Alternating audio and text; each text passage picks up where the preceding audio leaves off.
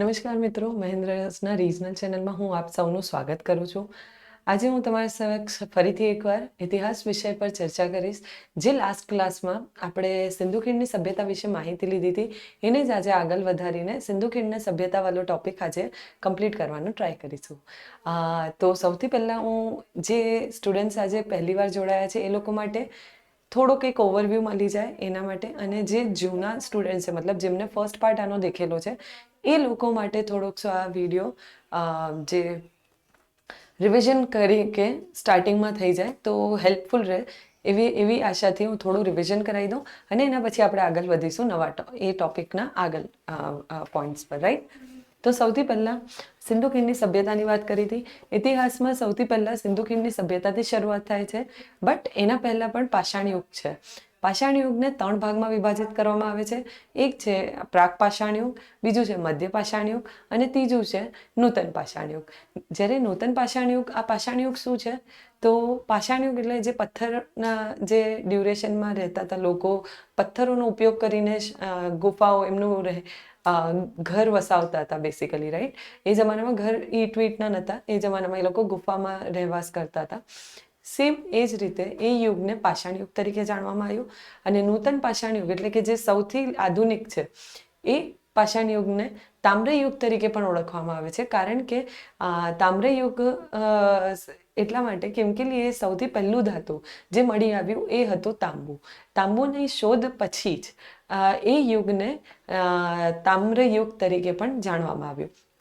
એના પછી મેં તમને બતાડ્યું હતું કે સિંધુ ખીણની સભ્યતા શું હોય? જ્યારે 2 થી વધુ વ્યક્તિ આવીને સમાજનું નિર્માણ કરે, ત્યારે જ એ જ સમાજને આગળ એકથી વધુ સમાજ ભેગી થાય, અને જ્યારે એ જ સમાજ લોંગ ટર્મમાં, જે લાંબા ગાળામાં એક જ રીતિ રિવાજને ફોલો કરતું હોય, અને જે સભ્યતાનું નિર્માણ, જે રીત રિવાજ અને એ બધી વસ્તુઓથી જે એક પદ્ધતિ શરૂ થાય, એ જ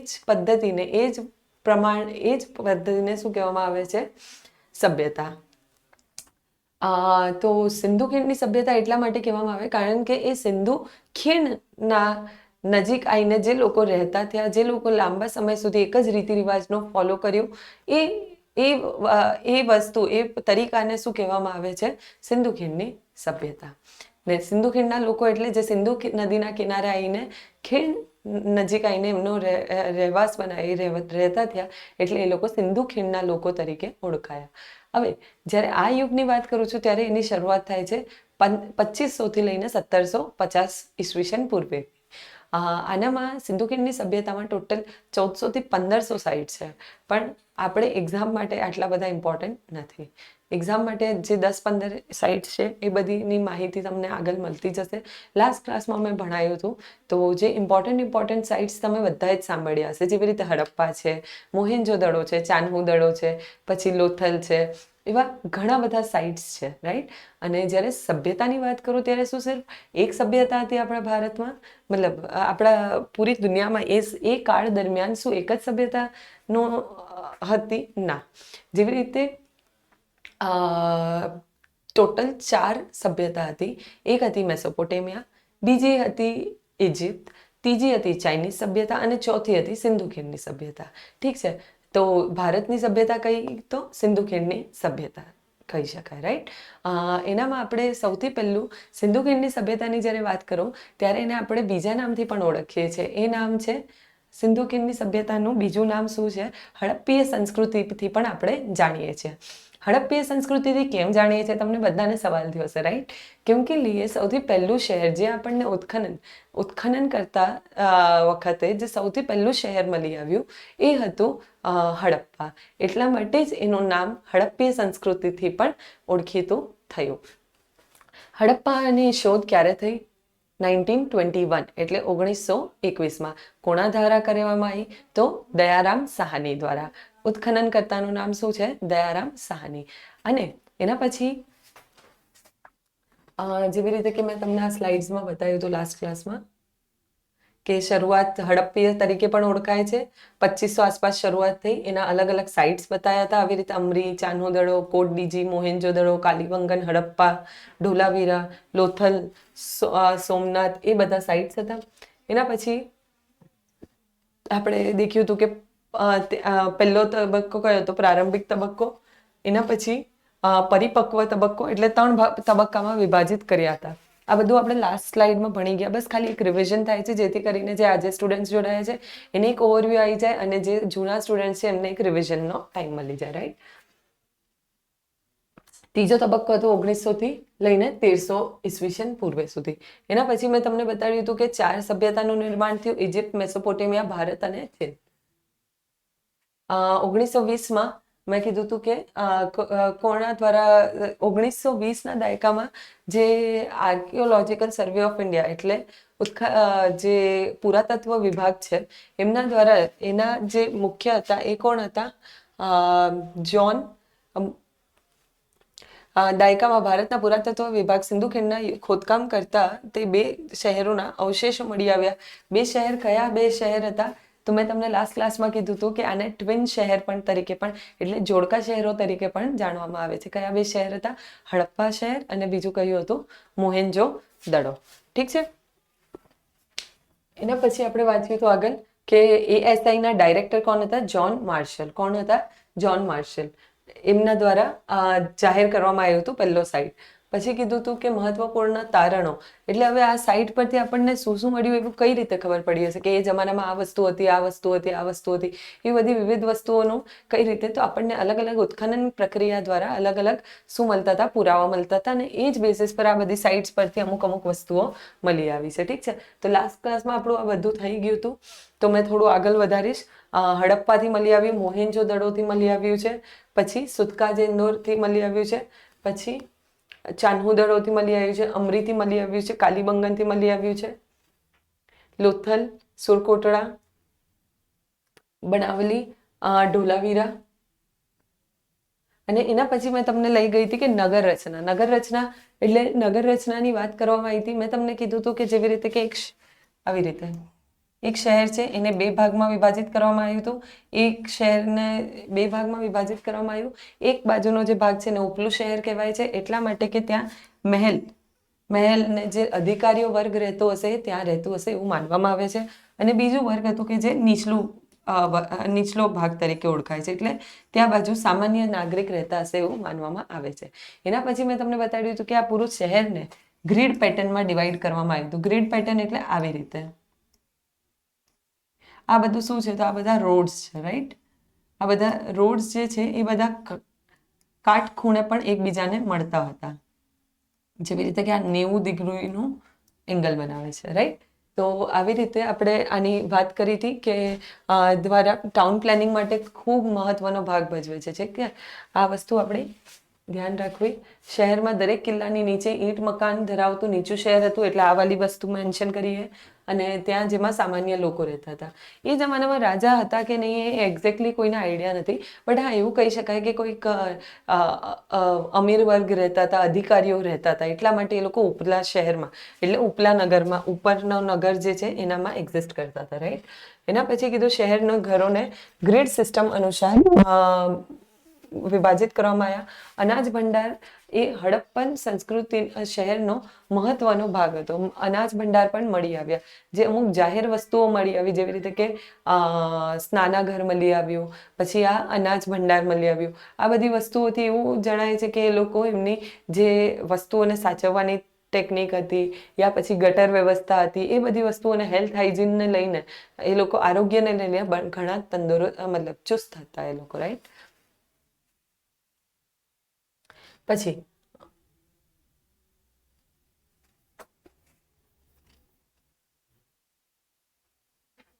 મેં બતાવ્યું હતું કે શહેરને ગ્રીડ સિસ્ટમમાં ડિવાઈડ કરવામાં આવે, અનાજ ભંડાર અને પાકી ગયેલી ઈંટોનો ઉપયોગ થતો હતો. એના પછી બતાવ્યું હતું કે મોહેન્જો દડો ડ્રેનેજ સિસ્ટમ માટે ખૂબ જ પ્રખ્યાત હતું, પ્રભાવશાળી હતું. કાલીબંગનમાં ઘણા ઘરોના કૂવા પણ જોવા મળે છે, એટલે આપણને એવું કે એ લોકો કંઈક પાણીને બી સંગ્રહ કરી રાખતા હશે અને પાણીના સંગ્રહનો બી મહત્વ હશે. પેલા એના સ્નાનાઘર ને એ બધા વસ્તુઓ આપણે લાસ્ટ ક્લાસમાં ડિસ્કસ કરી હતી. એના પછી મેં તમને તે વખતે એ બી બતાડ્યું હતું કે આયોજન અલગ રીતે હોય છે. એનું જે હડપ્પા અને મોહેન્જો-દડોના નગરો તેમના નોંધપાત્ર આયોજન માટે પ્રખ્યાત હતા, અને તેમની શહેરી ડિઝાઇન આવશ્યક વિશેષતાઓ લંબચોરસ ગ્રીડ પેટર્નની હતી. લગભગ કાટખૂણે મેં તમને બતાડ્યું કે જે હવે આપણે આજનો ટોપિક શરૂ કરીએ કૃષિથી. તો તમને આઈડિયા, હું આશા રાખું છું કે આટલું જે હતું એ લાસ્ટ ક્લાસમાં મેં ભણાવ્યું હતું ને તમને એક ઓવરવ્યૂ આવી ગયો હશે, અને જે જૂના સ્ટુડન્ટ્સ હશે એ લોકોને રિવિઝન થઈ ગયું છે. તો આજનો આ ટોપિક અહીંથી શરૂ થશે. એટલે સૌથી પહેલાં મેં તમને સભ્યતા બતાવી, એનામાં મેં તમને શું બતાવ્યું કે કેવી રીતે આપણે કઈ કઈ સાઇટ્સ હતી એ બતાડ્યું. એ સાઇટ્સ પછી હું તમને લઈ ગઈ નગર રચના તરફ, કે નગરમાં કેવી રીતે એ લોકોએ તો 90 ડિગ્રીનો કાટખૂણો હતો. પછી કીધું કે એક ઉપલા નગર હતું, એક નીચલું નગર હતું, કૂવાઓ મળી આવ્યા, સ્નાનાગર મળી આવ્યું, અનાજ ભંડાર મળી આવ્યું. આ બધી વસ્તુઓથી એ લોકોનું ઘર ને ગટરની વ્યવસ્થાના કારણે એ લોકો ખૂબ પ્રખ્યાત હતા. બરાબર. અને હવે દેખીશું આપણે એની કૃષિ તે જમાનામાં કેવી થતી હતી. રાઈટ. તો આજનો આ ટોપિક છે આપણે અહીંથી સ્ટાર્ટ થશે. કૃષિ. તો કૃષિમાં એ લોકો તે જમાનામાં શું ખાતા હતા, મતલબ વિચારો, અંદાજા આશરે એ લોકો 4,500-5,000 વર્ષ, આજથી 4,500-5,000 વર્ષ પહેલાની વાત છે. તે લોકોને એ જમાનામાં આપણને શું જોવા મળતું હશે, શું ખાતા હશે એ દેખીએ. તો કીધું કે એ લોકો ઘઉં, જવ, રાઈ, વટાણા, તલ, મસૂર, ચણા અને સરસવનું ઉત્પાદન થયું હતું. બાજરી અને ચોખાને ઉપયોગ પ્રમાણમાં દુર્લભ હતો. બટ યાદ રાખજો કે દુર્લભ હતો, પણ એવું નતા કે ના મળ્યો. આપણને જે ગુજરાતમાં રંગપુર છે અને લોથલ છે, ત્યાંથી આપણને જે ચોખા હોય એના ઉપર જે પેલું છોતરા હોય, ચોખાના ઉપર જે બ્રાઉન કલરનું લેયર હોય ને, એ આપણને મળી આવ્યું. ઠીક છે. એટલે સિર્ફ એ લેયરનો, એટલે એને એ લેયરનો પુરાવો મળ્યા આપણને કઈ બાજુથી, રંગપુર અને લોથલથી. એટલે બિલકુલ મળ્યું એવું નથી, ચોખા નથી મળ્યા એવું નથી. આપણને ખાલી 2 જગ્યાએથી જ મળી આવ્યા. એ કયા છે? એક રંગપુર છે અને બીજું છે લોથલ. આ બંને ક્યાંય છે? ગુજરાતમાં. રાઈટ.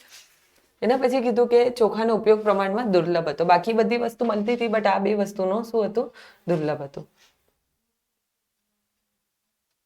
એના પછી દેખીએ તો સૌથી પ્રથમ વખત સિંધુ લોકો દ્વારા કપાસનું ઉત્પાદન કરવામાં આવ્યું. એટલે આવો બી એક સવાલ બની શકે છે કે સિંધુ ખીણની સભ્યતાના લોકો દ્વારા સૌથી પ્રથમ વખત કપાસનું ઉત્પાદન થયું.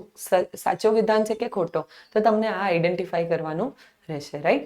તો ત્યાં આવી જ સ્ટેટમેન્ટ આપણા સામે મૂકી દેને આપણને લાગે કે આ શું, બટ આટલી નાની વસ્તુ બી અમુક વાર આપણને ધ્યાન નથી આવતી. ઘણી વાર તમે જ્યારે એક્ઝામ હોલમાં જતા હશો ત્યારે તમને થતું હશે કે યાર આ તો આટલું બેઝિક છે, ને ઘણી વાર તમે બુક લઈને વાંચતા ને ત્યારે તમને એવું થશે કે આટલું બેઝિક થોડી પૂછે. પણ એ જ બેઝિક આપણે જ્યારે એક્ઝામ પેપરના સામે આપણે ક્વેશ્ચન સામે દેખતા હોઈએ ત્યારે થાય કે યાર આઈડિયા નથી આ વસ્તુનો. ઠીક છે. તો એવી ભૂલ, નાની નાની જ ભૂલોને સુધારવાનું છે. સૌથી પ્રથમ વખત સિંધુ ખીણના લોકો દ્વારા કપાસનું ઉત્પાદન કરવામાં આવ્યું. એના પછી કીધું કે ખેડાણ માટે બળદનો ઉપયોગ થતો હતો. જેવી રીતે કે હું લાસ્ટ લેક્ચરમાં તમને બતાવ્યું કે તે વખતે બળદગાડા પણ મળતા હતા. રાઈટ. તો બળદગાડા અને એ બધાનો ઉપયોગ કેવી રીતે, કયા વસ્તુ માટે હશે? ખેડાણ માટે, એટલે ખોદકામ, ખેતી કામ કરવા માટે, અને કોઈ હળ ખેડવા માટે, ને એવી રીતે હળ આગળ હાંકવા માટે, ને એ બધી વસ્તુ રીતે બળદનો પણ એ લોકો ઉપયોગ કરતા હતા. ને બળદગાડાના પુરાવા પણ આપણને ઘણા મળ્યા. ઘણા રમકડાના રૂપમાં પણ આપણને પુરાવા મળી આવ્યા છે બળદગાડાના. બરાબર. પછી મોટાભાગના હડપ્પન સ્થળ અર્ધ શુષ્ક જમીન સ્થિત છે, જેથી ખેતી માટે સિંચાઈની જરૂર પડતી હતી. મતલબ શું કે અમુક એરિયાઝ એવા છે જ્યાં પાણીનો સ્ત્રોત નહોતો. બરાબર. જે નદી કિનારેથી થોડુંક દૂર હતા. તો તેવી જમીનો પર શું કરવામાં આવતું હતું? સિંચાઈ વડે, સિંચાઈ પદ્ધતિ દ્વારા શું કરવામાં આવતું હતું? પાણીને લાવવામાં આવતું હતું. બરાબર. એટલે મોટાભાગના હડપ્પન સ્થળો અર્ધ શુષ્ક જમીનમાં. કેવી જમીનમાં છે? અર્ધ શુષ્ક, એટલે એકદમ પાણીથી લચીલી નથી એ. બરાબર. એટલે અર્ધ શુષ્ક જમીન સ્થિત છે, જેથી ખેતી અને સિંચાઈની જરૂર પડતી હતી.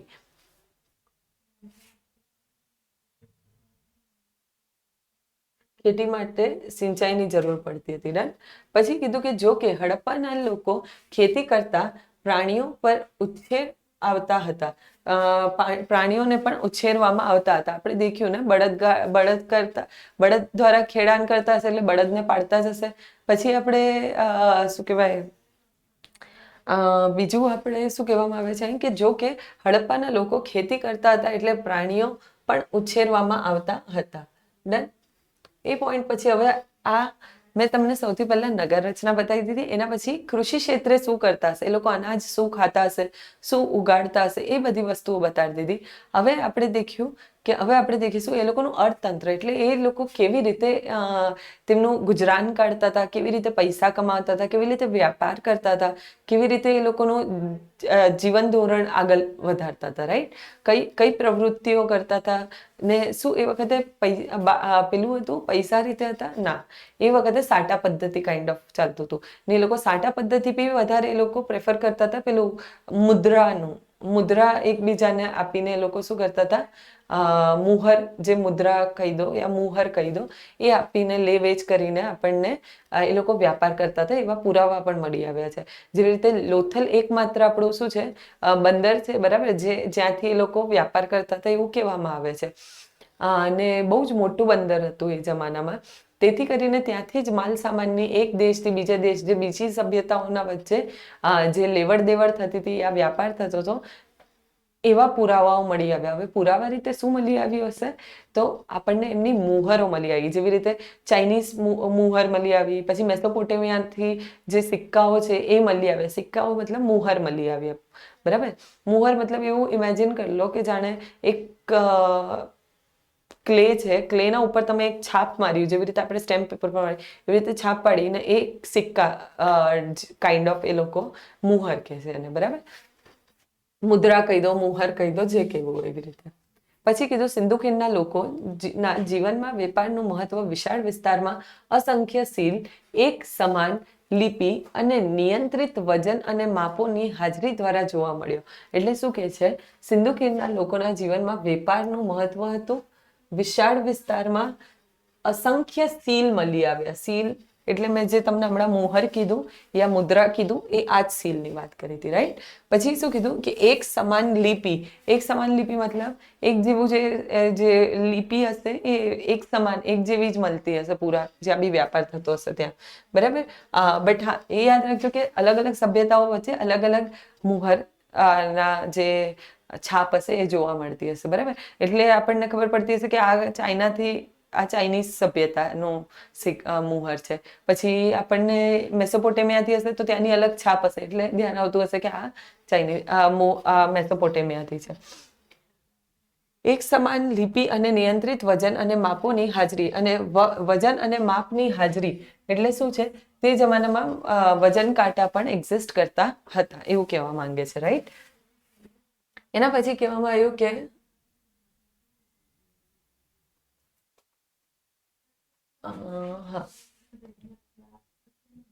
હવે કીધું કે તેઓ પથ્થર, ધાતુ, શેલ વગેરેનો વેપાર કરે છે. તેઓ પથ્થર, ધાતુ, શેલ વગેરેનો વેપાર કરે છે. પછી શું કીધું હતું કે વિનિમયની પદ્ધતિ વેપાર થતો હતો. મતલબ વિનિમય એટલે એક્સચેન્જ દ્વારા એ લોકોનો વેપાર કરવામાં આવતો હતો. કાંસ્યનું ઉત્પાદન અને ઉપયોગ થતો હતો. તે વખતે કાંસ્ય ધાતુનો ઉપયોગ થતો હતો. જેવી રીતે ત્યાં તમને હવે પૂછી શકે કે તામ્ર યુગ કયો યુગ હતો, તો નૂતન પાષાણ યુગ. હવે કાંસનો ઉપયોગ ક્યાં થતો હતો, તો સિંધુ ખીણની સભ્યતા વખતે, રાઈટ? પછી હડપ્પન લોકો લાંબા અંતરનો વેપાર કરતા હતા. એટલે મેં તમને જેવી રીતે કીધું કે એક સભ્યતાથી બીજી સભ્યતા સુધી એ લોકો વ્યાપાર કરતા હતા, એટલા માટે જ અહીં લખેલું છે કે હડપ્પનના લોકો લાંબા આંતર વેપાર કરતા હતા. તો આ જરૂર યાદ રાખજો કે એ લોકો આંતરિક વ્યાપાર પણ કરતા હતા અને વિદેશી વ્યાપાર પણ કરતા હતા, ઠીક છે? આંતરિક વેપાર એટલે સમજમાં આવ્યું હશે, ઉમ્મીદ છે. જેવી રીતે કે એક શહેરથી, લોથલથી ઢોલાવીરાનું થઈ ગયું, યા પછી બનાવલીથી અહીંનું થઈ ગયું, શું કહેવાય, ચાન્હુ દડોનું થઈ ગયું, હડપ્પાથી મોહેન્જો દડોનું થઈ ગયું. આવી રીતે આંતરિક વ્યાપાર પણ હતા અને એક સભ્યતાથી બીજી સભ્યતા માં પણ મોકલવામાં આવતા હતા, રાઈટ? એના પછી કહેવામાં આવ્યું કે રાજસ્થાનની ખેતરી તાંબાની ખાણોમાંથી તાંબુ મળી આવ્યું હતું. તાંબુ તો આપણે ત્યાં પહેલા બી દેખ્યું તો આપણે પાષાણ યુગ પહેલા, મતલબ પાષાણ યુગમાં કયું તામ્ર યુગ પણ કહેવામાં આવે છે ને તાંબુ મળ્યું. સેમ વસ્તુ કીધી છે કે રાજસ્થાન, ક્યાં બાજુ, રાજસ્થાનમાં ખેતરીની ખાણ, ખેતરી માઇન્સ કરીને ઓળખાય છે, ત્યાંથી તાંબુ મેળવવામાં આવતું હતું એવું, બરાબર. આવી રીતે આ જે મુહર મેં તમને હમણાં બતાવીને, આ મુહર આવી રીતે એ લોકોનું ઇમેજ મળી આવ્યું છે, બરાબર, કે આ લોકો આ પથ્થરો આપી આપીને એકબીજા સાથે વ્યાપાર કરતા હશે એવું માનવામાં આવે છે.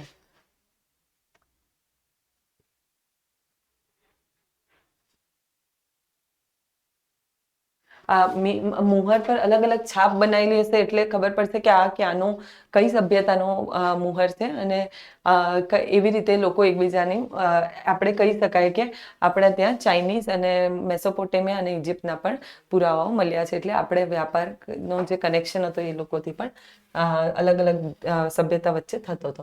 હવે આપણે દેખીએ હસ્તકલાની વાત. સૌથી પહેલા કૃષિ પહેલા નગર રચના ભણાવી દીધી, એના પછી કૃષિ ભણાવી દીધું, ત્રીજો ટોપિક આપણે આના પછી અર્થતંત્ર ભણ્યા, હવે ચોથો એનામાં આવ્યો હસ્તકલા. એ જમાનામાં હસ્તકલા હશે, ઓબ્વિયસલી હશે, ત્યાં ઘણું બધું હસ્તકલાનું કાર્ય થતું હતું અને એટલી નિપુણતાપૂર્વક કે જાણે આમ એવું લાગે કે મશીન દ્વારા કર્યો. કદાચ મશીન બી આટલું ફિનિશિંગથી નહીં કરી શકતી હોય એટલું ફિનિશિંગથી કામ મળતું હતું આ જમાનામાં. ઠીક છે. ઈંટનું વિશાળ માળખું સૂચવે છે કે ઈંટ મૂકવી એ એક મહત્વપૂર્ણ હસ્તકળા છે. તે જમાનામાં ઈંટથી બનેલી, ઈંટોના બનેલા ઘર, પછી જેવી રીતે કે સ્નાનાગર છે મોહેન્જો-દડોનું, તો એ તે વખતે પાકી ઈંટથી બનેલું ટાઇલ્સ મળ્યું, મતલબ પાકી ઈંટનું બનેલું મળ્યું. તો જેનાથી એવું સૂચવાય છે કે એ લોકો પાકી ઈંટનો ઉપયોગ પણ કરતા હતા અને જાણતા પણ હતા કેવી રીતે બનાવવાની, રાઈટ. પછી કીધું કે તેઓ હોડી બનાવવાની, હોડી કઈ રીતે બનાવે, કે હોડી એટલે બોટ, રાઈટ. બોટ મતલબ કે ક્યાં બાજુ વધારે જોઈતું હશે, લોથલ જે બંદર હશે એના માટે વપરાતું હશે, બરાબર. તો હોડી બનાવવાની કળાથી પણ અવગત હતા, મણકા બનાવવાની કળાથી પણ એ લોકો અવગત હતા. મણકાઓ બનાવવા માટે ઘણી બધી જગ્યાએ આપણને એની ઘણા બધા સાઇટ્સ પરથી આપણને મણકા બનાવવાની ફેક્ટરી પણ મળી આવી. કાલીબંગનથી મળી આવી છે, પછી થોડા ઘણા આપણને મોહેન્જો-દડોમાં મળે, ચાનું-દડોમાં મળે છે, એવી રીતે મળતા રહે છે. ઠીક છે. પછી સીલ બનાવવાની પણ પ્રેક્ટિસ કરતા હતા. આપણે દેખ્યા સીલ એટલે મુહર, બરાબર. તો આ બધી વસ્તુઓની પ્રેક્ટિસ કરતા હતા અને એ લોકો જોવા મળે છે આપણને આ બધા. ઠીક છે. પછી કહેવામાં આવ્યું કે ટેરાકોટાનું ઉત્પાદન પણ એક મહત્વપૂર્ણ હસ્તકલા છે. ટેરાકોટા થી એ લોકો મૂર્તિઓ બનાવતા, એવા બધું અલગ અલગ વસ્તુઓ બનાવતા હતા. એટલે એ કળાનો ઉપયોગ કરવો પણ એક પોતામાં જ એક મહત્વપૂર્ણ ભાગ ભજવે છે, રાઈટ. પછી કીધું સુવર્ણકારો ચાંદી, સોના અને કિંમતી પથ્થરોના ઘરેણાં પણ બનાવતા હતા. આપણને લોથલના જે બંદર છે ત્યાંથી આપણને શંખના ઓર્નામેન્ટ્સ એટલે જવેરાત, જે નેકલેસ કહી દો, પછી બ્રેસલેટ કહી દો, એ બધી વસ્તુ આપણને જોવા મળે છે, રાઈટ.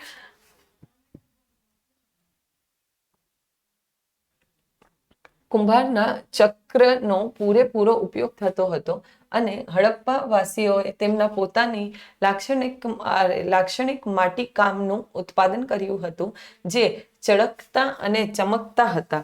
એટલે શું કહેવામાં આવે છે કે કુંભારના માટીકામ તે વખતે ખૂબ જ ફેમસ હતું, રાઈટ.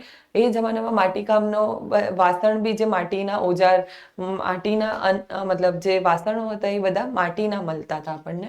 એટલે શું કીધું છે, કુંભારના ચક્રનો પૂરેપૂરો ઉપયોગ થતો હતો. કુંભાર દ્વારા જે માટીના જે વાસણોનું સર્જન કરવામાં આવતું હતું. એના પછી કહેવામાં આવ્યું કે અને હડપ્પાવાસીઓ તેમના પોતાના લાક્ષણિક માટીકામનું ઉત્પાદન કર્યું, જે ચળકતા અને ચમકતા પણ હતા. એટલે કદાચ પોલિશ બી કરતા હતા, બરાબર, એ વસ્તુઓને, વાસણોને. એના પછી કહેવામાં આવ્યું છે કે જેવી રીતે કે આ મૂર્તિ મોહેન્જો-દડોથી આપણને મળે છે. એવું કહેવામાં આવે છે કે આ પંડિત હશે યા પાદરી હશે, બરાબર. એવું માનવામાં આવે છે, કારણ એને આ શોલ ઓઢી રાખી છે, યા પછી એને એવું કહી શકાય કે એને એક ઓઢની એવી જે હસ્તકલા, જે એકદમ આ બારીકાઈથી જે ડેકોરેટિવ પાર્ટ હશે, આવી રીતે ફૂલ ને એવું બધું વસ્તુઓને માથા પર એમને એક પેલું બનાવેલું છે, શું કહેવાય,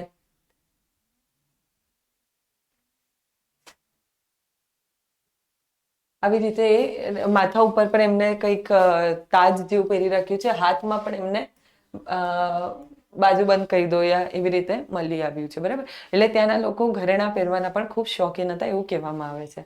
એના પછી હવે કહેવામાં આવ્યું કે આવી રીતે એ લોકો ઓજારનો પણ ઉપયોગ કરતા હતા. ઘણીવાર એ લોકો સંસ્થાઓ, બરાબર. હવે મેં તમને સૌથી પહેલાં આપણે ઘણી બધી વસ્તુઓ દેખી લીધી, જેવી રીતે કે તેનું કૃષિકામ કેવું હતું, નગર રચના કેવી રીતે હતી, પછી આપણે શું કહેવાય અર્થતંત્ર કેવું હતું, તેની હસ્તકલા કેવી હતી. હવે આપણે દેખીએ કે સંસ્થાઓ કોણે કહેવાય, બરાબર ને, સંસ્થાઓ કેવી રીતે હોય છે.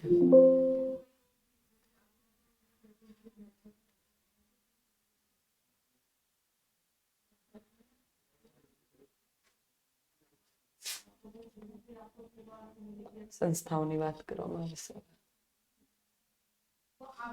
ઠીક છે. હવે સંસ્થાઓમાં આપણને કહેવામાં આવે છે કે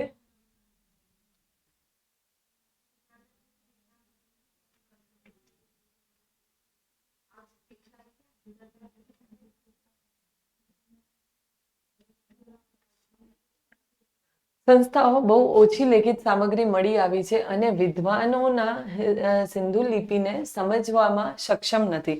કેમ એવું કહેવામાં આવ્યું? કારણ કે એ લોકોની લિપિ હાલ ફિલહાલ સુધી આપણે ઓળખી શક્યા નથી. એ લોકોની જે લિપિ હતી એને બોસ્ટ્રોફેડ્રોન નામથી જાણવામાં આવે છે. કેવી હતી એમની લિપિ? તો જેવી રીતે કે એ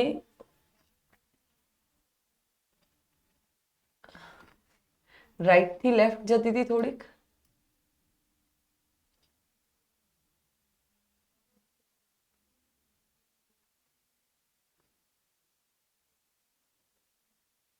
એ રાઈટથી લેફ્ટ ડિરેક્શન હોતી હતી ને, લેફ્ટથી રાઈટ, પાછી રાઈટથી લેફ્ટ ને આવી રીતે અલ્ટરનેટ લાઇન્સ, એટલે એક પછી એક અલગ અલગ લાઇનમાં ચાલતી રહેતી હતી એમની લિપિ. આ લિપિને બ્રિટિશર્સ દ્વારા બોસ્ટ્રોફેડ્રોન લિપિ કહેવામાં આવ્યું. બોસ્ટ્રોફેડ્રોન લિપિ, ઠીક છે. અને આ લિપિ જે હતી એ પિક્ટોગ્રાફિક એટલે કહી શકાય કે આકૃતિના રૂપમાં હતી. તો આપણને હજી તક ખબર નથી પડી શકી કે એકચ્યુઅલમાં આ લોકો શું કહેવા માંગતા હતા. તો હોઈ શકે કે અગર જો કદાચ કાલ ઉઠીને હડપ્પાના જે આ લિપિ વાંચવામાં આવી જાય તો આપણો ઇતિહાસનું ઘણા ખાસા પહેલુઓ બદલાઈ પણ શકે છે. પણ આ બધું પોસિબિલિટીઝ છે. હજી વાંચવામાં નથી આવી ત્યાર તક આપણે ઇતિહાસ જેવો છે એવો ને એવો જ રહેશે. એ બી સિંધુ ખીણની સભ્યતા વાળો, રાઈટ. તો બહુ ઓછા લિખિત લોકો એટલા માટે કહેવામાં આવ્યું છે કારણ કે આ લિપિને હજી તક કોઈ પણ વાંચી ઉકેલ એનો લાવી શક્યો નથી. બહુ ઓછી લિખિત સામગ્રી મળી આવી અને જે વિદ્વાનો સિંધુ લિપિને સમજવામાં સક્ષમ નથી. હડપ્પાના કોઈ પણ સ્તરો પર મંદિરનો પુરાવાઓ જોવા મળતા નથી. એટલે શું કહેવામાં આવે છે આ વસ્તુમાં? આ યાદ રાખજો કે આપણને અહીં આ MCQ ઘણી વાર પૂછી લે છે કે શું મંદિર જોવા મળ્યું? ના, મંદિર જોવા નથી મળતું. મંદિર જોવા નથી મળતું, પણ હા ધાર્મિક હતા. તો હા, એ લોકો ધાર્મિક હતા એ ડ્યુરેશનમાં. ડન. એવું કઈ રીતે ખબર પડે છે? કારણ કે મંદિરના કોઈ પુરાવા નથી મળતા સિંધુ ખીણ વખતે, પણ હા એ લોકો તાવીઝ પહેરેલો મળે છે એ લોકો પાસેથી. એ લોકો કંઈક સ્વસ્તિક સિમ્બોલનો ઉપયોગ કરે છે, સાથિયાનો ઉપયોગ કરે છે. શરૂઆત જ ઇનફેક્ટ આ લોકોએ સાથિયાની જે શરૂઆત છે એ જ સિંધુ ખીણના લોકોએ કરી એવું માનવામાં આવે છે. પછી એ લોકો ધાર્મિક, એ લોકો મૂર્તિને પૂજતા હતા, બટ કેવું કે જેવી રીતે કે માતૃદેવી એટલે મધર ગોડેસ બી કહેવાય છે એને, એમની પૂજા કરતા હતા. પશુપતિનાથની પૂજા કરતા હતા. શિવ અને પાર્વતીના જે પ્રાચીન રૂપ હતો એની પૂજા કરતા હતા.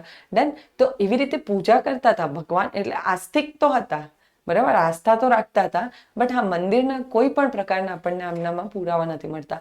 ને સાથે સાથે આ મૂર્તિઓની પૂજા કરતા સાથે સાથે એ લોકો પ્રાકૃતિક પૂજામાં વધારે માનતા હતા. એટલે દેવી દેવતા જેવી રીતે ઝાડની પૂજા કરવી, એ બધી વસ્તુઓની એ લોકો વધુ ધ્યાન રાખતા હતા અને એ લોકો વધુ પૂછતા હતા. તો હડપ્પાના લોકો કોઈ પણ સ્થળ પર કોઈ મંદિર મળ્યા નથી. ત્યાં કોઈ પણ શાસકો ન હતા. દેખો, મેં તમને હમણાં થોડીક વાર પહેલા જ કીધું હતું કે કોઈ શાસક નહોતા. બટ હા, ત્યાં શાસક નહોતા, પણ ત્યાંનું શું હતું, ત્યાં આપણને એવું પુરાવો મળે કે કોઈક અમીર વર્ગ રહેતા હશે અને સાથે સાથે ત્યાં અધિકારીઓ જેવા પણ લોકો રહેતા હશે કે જે બીજી સામાન્ય પ્રજાને થોડુંક ગાઈડન્સ આપતું હશે, યા દેખરેખ રાખતું હશે, યા એક સુપરવાઇઝર એટલે નિયંત્રિત રાખવાનું કામ કરતું હશે, બરાબર. પછી આપણે દેખ્યું કે હડપ્પાના કોઈ પણ સ્થળો પર કોઈ પણ મંદિર મળ્યા નથી. ત્યાં કોઈ શાસકો ન હતા અને દરેક ને સમાન દરજ્જો આપવામાં આવ્યો હતો. દરેકને સમાન દરજ્જો આપવાની વાત આવી તો મતલબ કેવું કે લોકો એવું નથી કે આ ઊંચ નીચની વસ્તુઓની માનતા હતા, બટ ત્યાંના લોકોને એક સમાન દરજ્જો આપવામાં આવ્યો હતો. રાજાનો પુરાવા નથી મળતા, બટ હા અમીર વર્ગ એક્ઝિસ્ટ કરતા હતા એ આપણને જાણ મળે છે. એના પછી આપણે દેખીએ કે બીજી થિયરી એવી દલીલ કરે છે કે ત્યાં કોઈ શાસક જ ન હતો, પરંતુ દરેક શહેરી કેન્દ્રોમાં પ્રતિનિધિત્વ કરવા માટે સંખ્યાબંધ શાસકો હતા. એટલે કોઈ રાજા જેવો કોન્સેપ્ટ નહોતો, બટ હા પ્રતિનિધિત્વ કરવા માટે અમુક શાસકો જેવા કંઈક લોકો રહેતા હશે એવું અંદાજો, પુરાવાઓ મળ્યા. એવો લોકો જે ઉત્ખનન કરતા હતા એ લોકો દ્વારા થોડો ઘણો આવી રીતે આઈડિયા આવ્યો કે આવું કંઈક એક્ઝિસ્ટ કરતું હશે. ડન. એના પછી કહેવામાં આવ્યું કે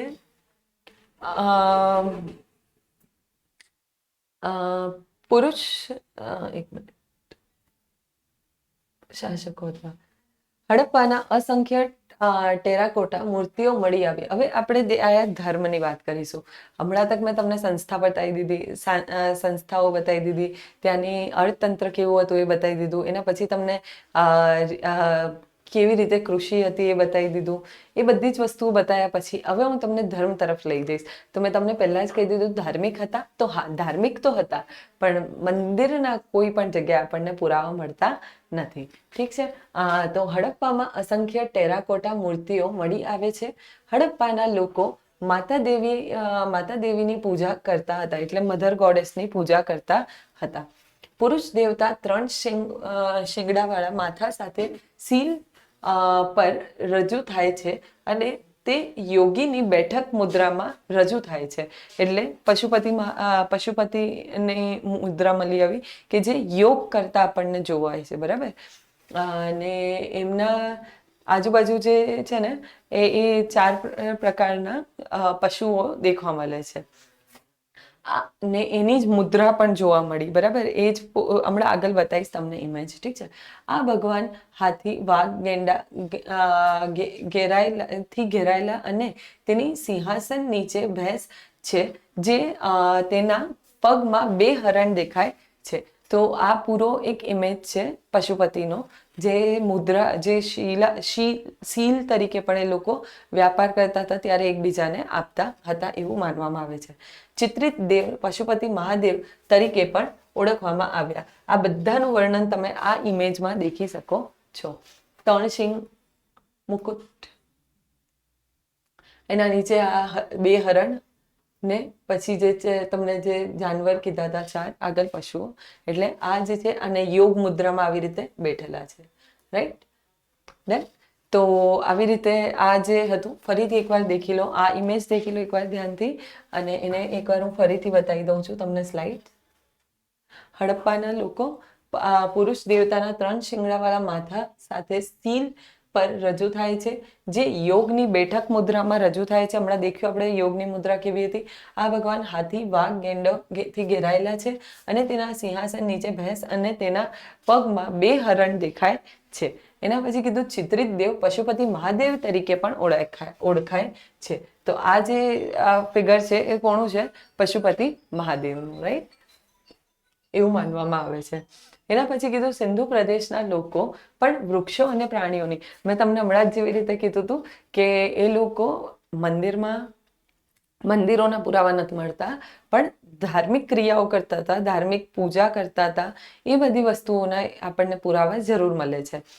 તો સિંધુ પ્રદેશના લોકો પણ વૃક્ષો અને પ્રાણીઓની પૂજા કરતા હતા. એટલે એ લોકો વૃક્ષ અને પ્રાણીઓને પણ પૂજતા હતા, પૂજનીય હતા એમના માટે.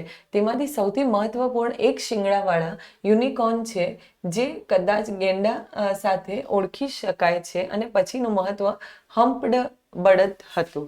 મતલબ કે એક હમ્પ બળદ તરીકે બળદના ખૂટ્યું બળદ આઈ ગેસ કહેવાય છે.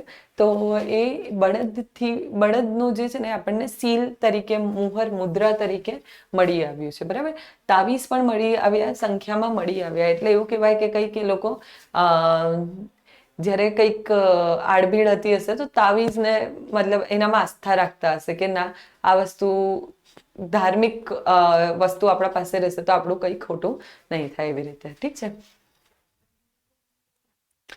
આવી રીતે યુનિકોર્નની વાત કરવામાં આવી હતી, જે એક શિંગડાવાળું આગળ બતાવ્યું હતું એ. ડન ને આવી રીતે એ લોકોની મુદ્રાઓ જોવા મળી. હવે સિંધુ ખીણના સભ્યતા પાછળનું શું કહેવામાં આવે છે કે સિંધુ ખીણ, જેવી રીતે કે મેં તમને લોકોને બતાવ્યું કે સિંધુ ખીણમાં જે હડપ્પા હતું એ રાવી નદી કિનારે આવેલું હતું. પછી કીધું કે મોહેન્જો-દડો કઈ નદી કિનારે આવેલું? મોહેન્જો-દડો અને ચાન્હો-દડો બંને ઇન્ડસ નદી કિનારે આવેલું છે. લોથલ કઈ નદી કિનારે આવેલું છે? ભોગાવો કિનારે આવેલું છે. અને કાલીબંગન કઈ નદી કિનારે આવેલું છે? તો ઘગ્ગર નદી કિનારે. બનાવલી અને કાલીબંગન બંને ક્યાં આવેલું છે? ઘગ્ગર નદી પાસે આવેલું છે. ઢોલાવીરા અગર જો કોઈ પૂછે કે ઢોલાવીરા ક્યાં આવેલું છે, તો ઢોલાવીરા લુણી નદી કિનારે આવેલું છે. ઢોલાવીરા લુણી નદી કિનારે આવેલું છે. પછી આપણને અગર જો એવું પૂછે કે હડપ્પા અને મોહેન્જો-દડો ભારતમાં છે શું? ના, એ ક્યાં છે? હાલનું પાકિસ્તાનમાં છે. એના પછી અગર જો ચાન્હો-દડો પૂછે તો એ પણ પાકિસ્તાનમાં છે. લોથલ ક્યાં આવ્યું? ગુજરાત. કાલીબંગન રાજસ્થાન. બનાવલી હરિયાણા. ઢોલાવીરા ગુજરાત. પછી એક તમે એવું કહી શકાય કે હવે ધીરે ધીરે આ લોકોની અલગ અલગ દૈનિક ક્રિયાઓ પણ કરતા હતા. જેવી રીતે આ લોકો માછલી પકડવા જતા હતા, પછી એ લોકો શિકાર પર પણ જતા હતા, બટ એ લોકો ખાલી શોખ પૂરતો કરતા હતા. બરાબર, પણ પાષાણ યુગમાં એ લોકો શિકાર કરવા ખૂબ જતા હતા. જ્યારે આપણે સિંધુ ખીણની સભ્યતા કરીએ ત્યારે એ લોકોનો ખાલી શોખ માટે એ લોકો શું કરતા હતા? એમનો મનોરંજન કરવા માટે એ લોકો શિકાર કરતા હતા. બાકી એ લોકો એમનો વ્યાપારમાં વધારે એ લોકો શરૂ કર્યું હતું એમનું આગળ. જેવી રીતે કે એ લોકો અનાજનો વ્યાપાર કરતા હતા. અમુક વસ્તુ એ લોકો એમના ત્યાંથી મંગાવતા હતા, ફોરેન કન્ટ્રીઝથી મંગાવતા હતા, ને અમુક વસ્તુઓનો આપણે નિકાસ પણ કરતા હતા. ઠીક, જેવી રીતે અમુક ધાતુઓ છે એ આપણે આયાત કરતા હતા અને અમુક વસ્તુઓ આપણે નિકાસ પણ કરતા હતા. ઘઉં છે એ બધી વસ્તુ આપણે નિકાસ કરતા. ઠીક છે, તો આવી જ રીતે આટલું બધી જ વસ્તુઓ આપણને શું આઈડિયા આપે છે કે એ જમાનામાં લોકોનું જીવન ધોરણ કેવું હશે, એ લોકોની નગર રચના કેવી હતી, એ લોકો શું ખાતા હતા, એ લોકો કઈ ધર્મ પાળતા હતા, કેવી રીતે એ લોકો કેવી રીતે એમનું જીવન ધોરણ નીકાળતા હતા, તેમનો કઈ રીતે એ લોકો પૈસા કમાવતા હતા, કેવું ઘરમાં રહેતા હશે, કેવા નગર રચના, નગર આયોજન કેવું હશે, એ લોકો શું આરોગ્યને વધારે આપતા હશે મહત્વ કે નહીં. તો આ બધા જ સવાલોના જવાબ તમને આ સ્લાઇડ્સથી મળી ગયા હશે. હવે આગળ ભણીએ કે સિંધુ ખીણનું જે આટલી બધી વાત કરી, તો એ આટલી મોટી સભ્યતાનું પતન કેવી રીતે થયું? તો આનું પતન થવું પણ એક બહુ મોટી થિયરી છે. જેવી રીતે કે કન્ફર્મિટીથી કોઈ પણ આજ તક નથી કહેવામાં આવ્યું કે આ જ કારણે ચોક્કસપણે થયું હશે. બટ હા, આના પતન પાછળ અમુક 4-5 થિયરીઝ છે. થિયરીઝ એટલે કે જે માન્યતા છે કે અમુક લોકો માને છે કે આવી રીતે થયું, કોઈક કહે છે કે આવી રીતે થયું, કોઈક કહે છે આવી રીતે મને થયું. ઠીક છે, તેવા 3-4 થિયરી ડેવલપ થઈ છે અને એ પ્રમાણે કોઈ પણ હજી તક આજ તક ઉત્ખનન કરતા યા કોઈ પણ ઇતિહાસકારો દ્વારા ચોક્કસપણે નથી જાણવામાં આવ્યું ને ચોક્કસપણે નથી બતાડવામાં આવ્યું કે ના સિર્ફ આ જ કારણે થઈ હશે. તો આપણે આના પતન પાછળની 2-3 જે બી થિયરીઝ છે એ જાણીએ. ઠીક છે, તો લખવામાં આવ્યું કે સિંધુ ખીણની સંસ્કૃતિના પતન IVC લગભગ 1800 BC આસપાસ ઘટ્યું હતું, પરંતુ તેના અમૃત પાછળની વાસ્તવિકતા કારણો હજુ પણ ચર્ચામાં છે. એટલે આ પણ આજે પણ શું છે? ચર્ચાનો એક વિષય છે. એક સિદ્ધાંત દાવો કરે છે કે આર્યોના આક્રમણ, આર્ય શું છે? આર્ય એક પ્રજાતિ છે, જનજાતિ છે. બરાબર, જે વૈદિક કાળ દરમિયાન આવશે. આના પછીનો ટોપિક જે નેક્સ્ટ લેક્ચર હશે ને એ આપણો હશે વૈદિક કાળ. તો વૈદિક કાળમાં હું તમને બતાવીશ કે કેવી રીતે આર્યોનું આગમન થયું. તેના આગમન પાછળ બી ઘણી બધી થિયરીઝ હતી કે આગમન કોઈ કે સેન્ટ્રલ એશિયાથી આવ્યા છે, મેક્સ મ્યુલર જેવા કહે છે કે સેન્ટ્રલ એશિયાથી આવ્યા છે, બાલ ગંગાધર તિલક કહે છે કે ના, એ તો આર્કટિક પ્રદેશથી આવ્યા છે. તો આ બધી વસ્તુ આપણે થોડોક ફ્યુચરમાં ડિસ્કસ કરીશું. બટ એવું માનવામાં આવે છે કે આર્ય જે જનજાતિ હતી તેમના આયા પછી એ લોકોના દ્વારા જે સિંધુ ખીણના લોકો હતા તેમને ખદેડવામાં આવ્યા અને તેમના પર જે તેમની સભ્યતા પર કબજો કરવામાં આવ્યો એવું માનવામાં આવે છે. તો શું કહે છે કે એક સિદ્ધાંત દાવો કરે છે કે આર્યો જે પ્રજાતિ છે એ સિંધુ ખીણની સભ્યતા પર આક્રમણ કર્યું અને તેને જીતી લીધું એવું એક મતના અનુસાર કહેવાનું એ માન્યતા છે. બીજી બાજુ જે ઘણા વિદ્વાનો માને છે કે આઈવીસીના ઘટાડા પાછળનું કુદરતી પરિબળો કારણ છે. કુદરતી પરિબળો એટલે નેચરલ કેલામિટીઝ કહી દો યા પછી કઈ બી એવી વસ્તુ કે જે કુદરતી આફત કહી શકાય, બરાબર. તો એ બધા વસ્તુઓના કારણે થાય છે. જેવી રીતે કે કહેવામાં આવ્યું કે કુદરતી પરિબળો આબોહવા હોઈ શકે છે. એવું માનવામાં આવે છે કે સિંધુ ખીણના પ્રદેશમાં અનેક ટેક્ટોનિક વિક્ષેપોના અનુભવ થયો હતો અને ભૂકંપ પણ કારણ બન્યું હતું. તો ભૂકંપના કારણે પણ શું થાય છે, મતલબ જે ભૂકંપ હતું એના કારણે લોકો જેવા હતા એવા ને એવા ધસેલા મળ્યા એવું પણ માનવામાં આવે છે. એટલા માટે લોકો કહે છે કે ટેક્ટોનિક એક્ટિવિટીઝ એટલે કંઈક જમીનના અંદર એવી એનર્જીના મતલબ ઉત્પાદન થયું કે જેના કારણે સર્જાયું કે જેના કારણે ભૂકંપ જેવી પરિસ્થિતિનો પણ સામનો કરવામાં આવ્યો છે.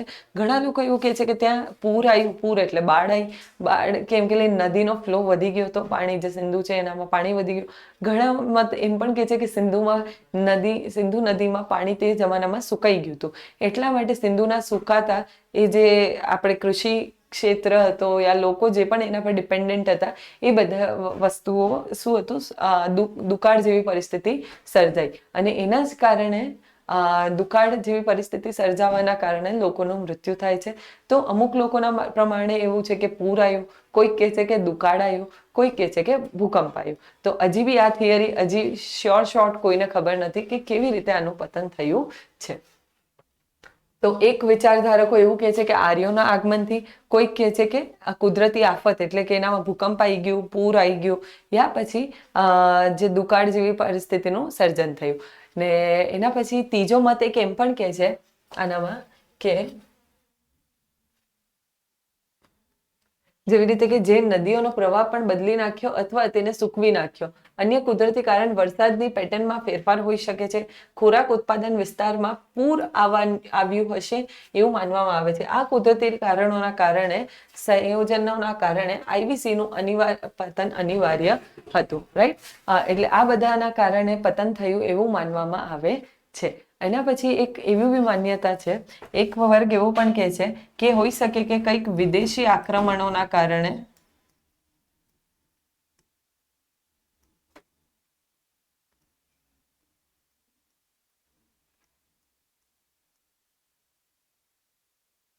સિંધુ ખીણનું પતન થયું છે.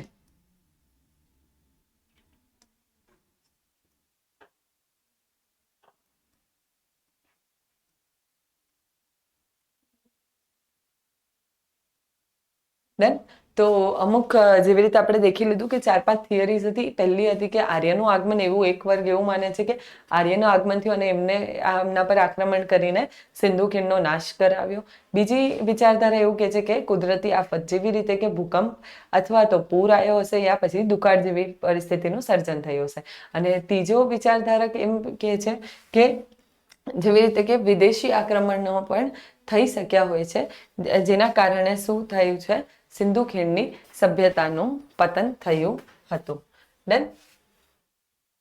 એના પછી હવે આપણે આ જે છે એ તમારું બધું આપણો જે આ ટોપિક છે ઓવરઓલ કમ્પ્લીટ થયો. હવે તમે તમારા જે બી સોર્સ છે એનાથી રેફર કરી શકો છો. તમને એક આઈડિયા આવી ગયો હશે કે આ સિંધુ ખીણની સભ્યતા વિશે શું હતું. ઠીક છે. તો ફટાફટ અગર જો હું કહેવા જાઉં, એક ઓવરવ્યૂ આપી દઉં જેથી કરીને તમને પૂરા લેક્ચરનું એક સમરાઇઝ ફોર્મ તમારા સામે મળી જાય, બરાબર. સિંધુ ખીણની સભ્યતા સૌથી પ્રાચીન કાળ 2500થી 1750 સુધી ચાલી હતી. એના પછી મેં તમને કીધું કે અલગ અલગ શહેરો મળી આવ્યા. જેવી રીતે હડપ્પા છે તો એ રાવી નદી કિનારે, મોહેન્જો દડો છે અને ચાનો દડો એ સિંધુ નદી કિનારે, લોથલ છે તે ભોગાવો નદી કિનારે, કાલીબંગન અને જે બનાવલી છે એ આપણી ઘગ્ગર નદી કિનારે આવેલી છે, ઢોલાવીરા લુણી નદી કિનારે આવેલી છે. એવી જ રીતે અલગ અલગ જગ્યાએથી આપણને અલગ અલગ પુરાવાઓ મળી આવ્યા. જેવી રીતે કે સૌથી મોટો અનાજ ભંડાર પૂછે તો મેં તમને કીધું હતું કે ક્યાંથી મળે છે એ વસ્તુ, મોહેન્જો-દડોથી મળે છે. અને અગર જો મોહેન્જો-દડોથી હજી શું શું મળે છે, તો એક દાઢીવાલા બાબા, એટલે કે જેને આપણે હમણાં દેખ્યું ને એને આપણે પંડિત કહ્યું એ, પછી એની મૂર્તિ મળી આવી છે. પછી આપણે જે મોટું સ્નાનાઘર મળી આવ્યું છે. પછી ત્યાં નૃત્યાંગના મતલબ ત્રિભંગી છટામાં એક નૃત્યાંગના મળી આવી છે, બરાબર. તો આ બધી જે ફેમસ વસ્તુ હતી આપણને મોહેન્જો-દડોમાં મળી આવે છે. એના પછી મેં તમને કીધું કે હડપ્પામાં સૌથી વધુ પ્રમાણમાં 6 અનાજ ભંડાર મળી આવ્યા. એટલે સૌથી વધુ પ્રમાણમાં અગર જો પૂછે તો હડપ્પા આવશે, અને સૌથી મોટું તો એ મોહેન્જો-દડો આવશે, રાઈટ. એના પછી આપણે દેખ્યું કે અલગ અલગ સાઇટ્સ દેખી હતી, જેવી રીતે કે રંગપુરથી આપણને રંગપુર અને લોથલથી એના ચોખા મળી આવ્યા છે. પછી સુરકોટડાથી આપણને એના ઘોડાના હાડકા મળી આવ્યા છે. ઢોલાવીરાથી આપણને સાઇન બોર્ડ મળી આવ્યું, 10 અક્ષરનું સ્ટેડિયમ પણ મળી આવ્યું છે, બરાબર. આ બધી વસ્તુઓ મળી આવી. ચાનું-દડોથી ઇન્કપોટ મળી આવ્યું, લિપસ્ટિક મળી આવી. આ બધી વસ્તુઓ છે. તો એવા અલગ અલગ સાઇટ્સથી આપણે દેખ્યું કે શું શું મળી આવ્યું. એના પછી મેં તમને બતાડ્યું હતું કે કૃષિનું કેવી રીતે હતું, કે એ લોકો કઈ વસ્તુઓનો ઉપયોગ કરતા હશે. તો ઘઉં, જવ, પછી આપણે દેખ્યું કે શું કહેવાય, એના હજી ઘણા બધા આપણે બાજરી, એ બધા અનાજ એ લોકો વાપરતા હતા. પછી આપણે દેખ્યું કે એ લોકો એમનું જીવન ધોરણ કઈ રીતે કાઢતા હશે. તો એ લોકો વ્યાપાર કરીને એમનું જીવન કાઢતા હતા. કેવી રીતે? તો એ આંતરિક વ્યાપાર પણ થતો હતો અને વિદેશી વ્યાપાર પણ થતા હતા. એ લોકો સાટા પદ્ધતિનો ઉપયોગ નહોતો કરતા. એટલો કંઈ ખાસ આપણને સાટા પદ્ધતિનો ઉપયોગ કરે છે એવું દેખવા નથી મળતું. એ લોકો ઇનફેક્ટ એની જગ્યાએ એ લોકો મુહરને એક્સચેન્જ કરતા હતા. મુહર એટલે આપણે જે શું કહેવાય, મુહર યા પછી સીલ કહી દો, યા પછી જેને આપણે મુદ્રા કહીએ છીએ, એ વસ્તુનો ઉપયોગ કર્યો. પછી પૂછવામાં આવે કે શું એ લોકો ધાર્મિક હતા? તો ધાર્મિક તો હતા, બટ મંદિરના પુરાવા આપણને જોવા મળતા નથી. એના પછી કોઈ તમને પૂછે કે શું અગર જો આ સિંધુ ખીણની સભ્યતાથી કપાસનું મતલબ ઉત્પાદન જોવા મળે, તો સાચી વાત છે આ, ઠીક છે. પછી કોઈ પૂછે સ્વસ્તિકનું, તો ત્યાંથી જ ઓરિજિન. હા, આ યાદ રાખજો કે પ્રાણીઓમાં બધા પ્રાણીઓ મળ્યા, પણ જે સિંહ હતો એ આપણને આ કાળ દરમિયાન જોવા મળતો નથી. તો આ જે ઇન્ફોર્મેશન આપી છે એ થોડું ઘણું તમે નોટ ડાઉન કરીને પણ તમારા નોટ્સને હજી અપડેટ કરી શકો છો, ઠીક છે. એના પછી એક બે વસ્તુ જે મને થોડું થોડું ધ્યાન આવે છે એ હું તમને હજી રિવાઇઝ કરાવી દઉં છું, બરાબર. જેવી રીતે કે આપણે વાંચ્યું કે તાંબા અને કાચનો પણ ઉપયોગ થતો હતો, બરાબર. એના પછી કીધું કે એ લોકો લોથલ જે હતો એ શું હતો? બંદર હતો, બરાબર. ત્યાંથી એ લોકો આયાત અને નિકાસ કરતા હતા. અમુક જે વસ્તુ હતી એ બહારથી લઈને આવતા હતા, ને અમુક જે વસ્તુ હતી આપણે ત્યાં નીકળતા. પછી અહીં કયા કયા પ્રકારના ઉદ્યોગ હજી જોવા મળ્યા? તો કે બંગડીઓ, કાલીબંગનમાં બંગડીઓની ફેક્ટરી મળી આવી, મણકાની પણ ફેક્ટરી મળી આવી. પછી આપણને હજી શેની વસ્તુની ફેક્ટરી મળી આવી હતી? જેવી રીતે કે આપણને ઉદ્યોગ હજી પેલા વાહન બનાવવાનો ઉદ્યોગ મળી આવ્યો હતો. તો એવી રીતે અલગ અલગ વસ્તુઓનો આપણને ઉદ્યોગ પણ જોવા મળે છે. ચાંદી અને સોનાના ઘરેણા બનાવવા વાળા પણ જોવા મળી આવ્યા, ઠીક છે. તો આ બધા વસ્તુઓનો વ્યાપાર કરીને તેમનું જીવન ધોરણ નીકાળતા હતા. પછી આપણે કીધું નગર વ્યવસ્થા દેખી હતી, કે નગર વ્યવસ્થામાં શું આવે? તો કાટખૂણે આવે છે, રોડ એકબીજાને કાટખૂણે ક્રોસ કરે છે. ઉપલું વર્ગ અને નીચલું વર્ગ, બે વર્ગ જોવા મળે છે. ઉપલા વર્ગમાં અધિકારીઓ યા પછી કોઈ શાસનકર્તાઓ રહેતા હશે એવું મનાય છે. રાજા હતા? ના, રાજા નતા એક્ઝિસ્ટ કરતા, રાઈટ. બટ હા, એવું કહી શકાય કોઈ શાસન પ્રતિનિધિત્વ કરવા માટે એ લોકો કોઈક શાસન કરતા હશે ખરા. નાગરિકોનું ઘર જે છે એ નીચલા ભાગમાં રહેતું હતું. પછી કહેવામાં આવ્યું કે એ લોકો એમના હેલ્થ અને હાઇજીનને લઈને પણ થોડુંક વધારે કોન્શિયસ, એટલે થોડા એવું કહી શકાય આરોગ્યને લઈને એ લોકો થોડા ચુસ્ત હતા. કેવી રીતે ખબર પડે છે? કારણ કે એ લોકોના ઘર પાસે બહાર આપણને ગટર વ્યવસ્થા જોવા મળે છે, બરાબર. ગટર વ્યવસ્થા એ જે છે, ગટરનો પૂરો કચરો એ લોકોના સિટીના બહાર જોવા મળે છે. એટલા માટે એવું કહી શકાય કે એ લોકો એમના હેલ્થ અને હાઇજીનને લઈને થોડુંક વધારે અવેર હતા. એના પછી મેં તમને બતાડ્યું કે અલગ અલગ વસ્તુઓનો ઉપયોગ થવામાં આવ્યો. આવી રીતે એ લોકો હસ્તકલાઓને પણ ઉપયોગ કરતા હતા, માટીના વાસણો મળતા હતા. આવી રીતે તમને પિક્ચરમાં દેખવામાં આવ્યું કે એ લોકો પશુપતિ મહાદેવને પણ પૂજતા હતા.